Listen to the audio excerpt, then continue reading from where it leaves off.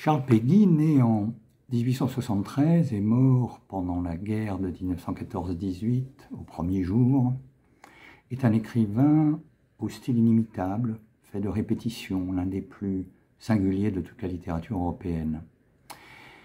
La grande affaire de sa vie fut l'affaire Dreyfus, et à l'origine de cette affaire fut un homme, Bernard Lazare, grand ami de Péguy, juif d'origine alsacienne, né dans une famille de bourgeoisie aisée, arrivé à Paris en 1886, à la veille de l'arrestation de Dreyfus, et qui le premier, avant même le J'accuse de Zola, engagea le combat pour la révision du procès Dreyfus.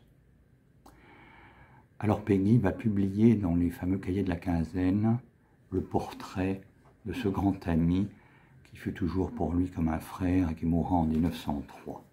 Écoutez, l'amitié qu'il avait pour ces cahiers naissants, pour moi, avait quelque chose de désarmant. C'était toute la sollicitude, toute la tendresse, tout le renseignement, tout l'avertissement d'un grand frère aîné qui en a beaucoup vu, qui a été très éprouvé par la vie, par l'existence.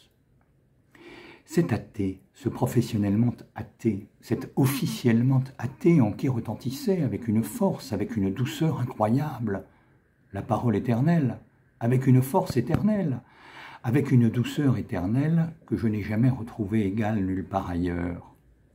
J'ai encore sur moi, dans mes yeux, l'éternelle bonté de ce regard infiniment doux, cette bonté non pas lancée, mais posée, renseignée, infiniment désabusée, infiniment renseignée, infiniment insurmontable elle-même.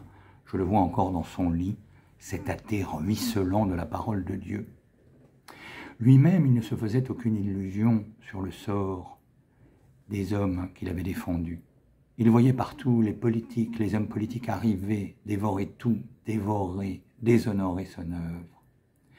Il ne voulait pas qu'on fît aux autres ce que les autres vous avaient fait, mais qu'on ne voudrait pas qu'ils vous fissent. Comme tous les véritables forts, il n'aimait point employer des armes faciles, avoir des succès faciles, des succès diminués, dégradés, les succès qui ne fussent point du même ordre de grandeur que les combats qu'il voulait soutenir. Jamais je n'ai vu un homme, je ne dis pas croire, je dis savoir à ce point, non pas seulement qu'une conscience est au-dessus de toutes les juridictions, mais qu'elle exerce elle-même dans la réalité une juridiction, qu'elle est la suprême juridiction, la seule. Il avait un cœur qui saignait dans tous les ghettos du monde.